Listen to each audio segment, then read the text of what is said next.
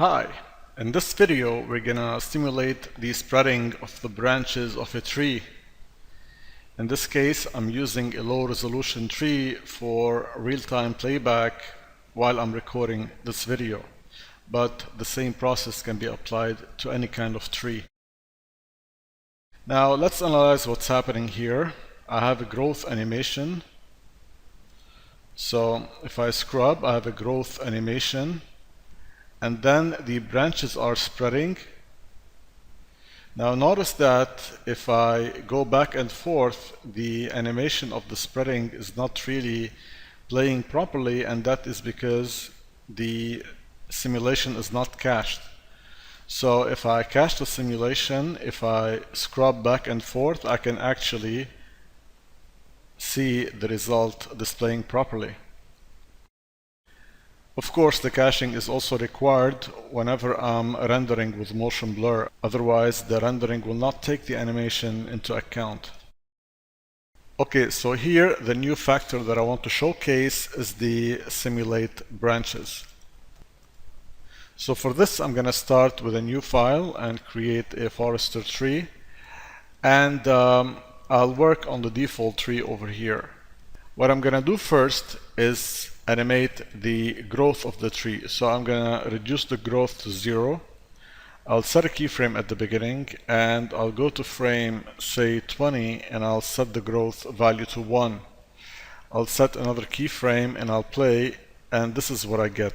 I just have the tree growing like so. But I would like to simulate the spreading of the branches as well. Now, the spreading of the branches is found under simulation and global spread. If I reduce it, then all the spreading would be set to 0 if I go all the way down.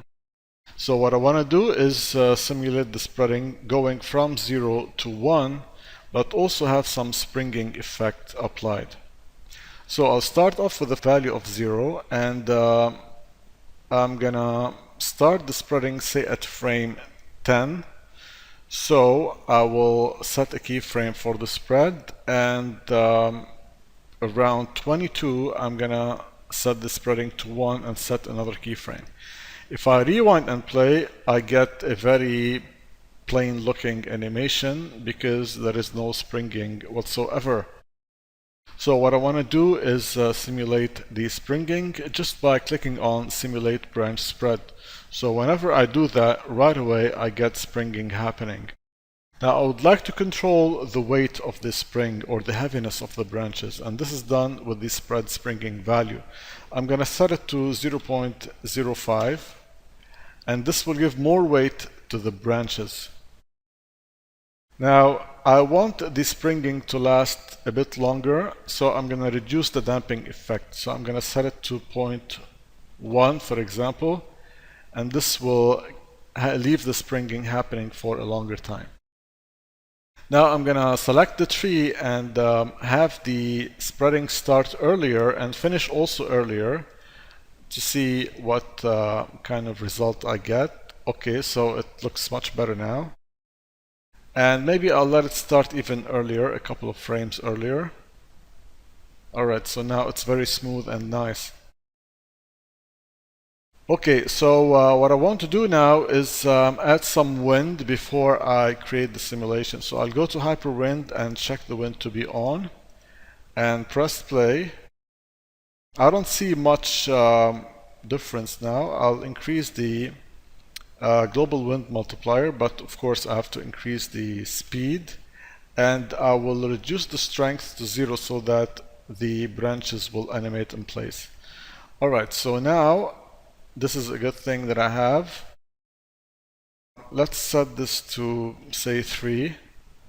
I would like to finish off with a global wind multiplier of say 1. But I want to start with a stronger value so that I have the branches deforming at the beginning. So I'm going to start off with a value of say 5, set a keyframe, and around frame 70 I'm going to set this value down to 1. So if I play this now, Okay, it can take a larger value at the beginning, so I'm gonna increase that.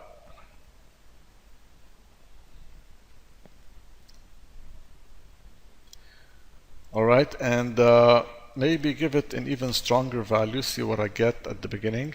Now I don't have to start with a value with a time of 0, I can start at a later time and choose show F curves and take the global wind multiplier keyframe here and start at a later time, but also decrease the intensity. So I'm gonna make it start at 20 and see what I get.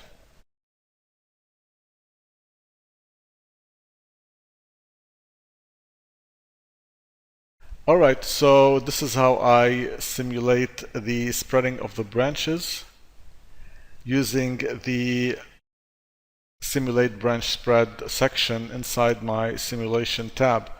The last thing I want to do is cache the simulation so that everything would be keyframed. If you don't see the keyframes, it means that you are selecting a certain curve in the F-curve editor. So you can deselect all and the display will go back to normal.